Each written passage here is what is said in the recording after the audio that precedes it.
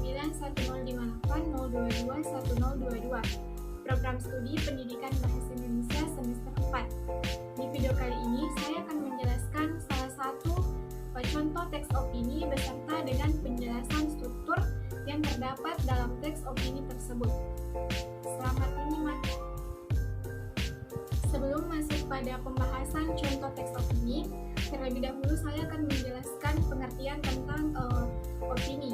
Menurut KBBI, opini dipahami sebagai sebuah pendapat, pikiran, atau pendirian. Jadi berdasarkan KBBI dapat disimpulkan bahwa opini merupakan sebuah kalimat atau teks yang berisikan pendapat atau pemahaman seseorang akan sebuah peristiwa yang terjadi.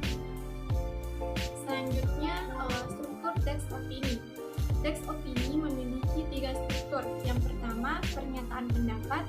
Yang kedua, argumentasi. Yang ketiga, pernyataan ulang pendapat.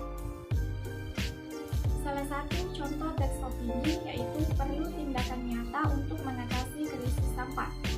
Adapun penjelasan dari struktur teks opini tersebut yaitu pada paragraf pertama merupakan bagian dari pernyataan pendapat. Mengapa? Karena paragraf pertama berisi pengenalan masalah, yaitu krisis sampah yang semakin memburuk di Indonesia. Paragraf ini bertujuan untuk memperkenalkan topik yang akan dibahas dalam teks opini. Nah, selain itu, pada bagian pernyataan pendapat juga berisi pendapat penulis tentang solusi yang diperlukan untuk mengatasi krisis sampah.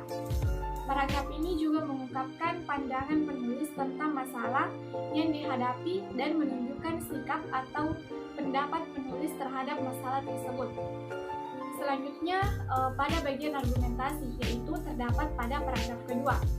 Mengapa paragraf kedua ini termasuk argumentasi? Karena paragraf kedua berisi argumentasi atau alasan yang mendukung pendapat penulis. Paragraf ini menjelaskan mengapa penulis berpendapat demikian dan memberikan contoh atau bukti yang mendukung pendapat tersebut.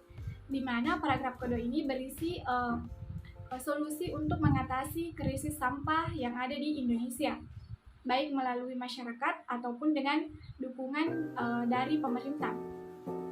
Kemudian paragraf ketiga merupakan pernyataan ulang pendapat atau berisi tentang kesimpulan.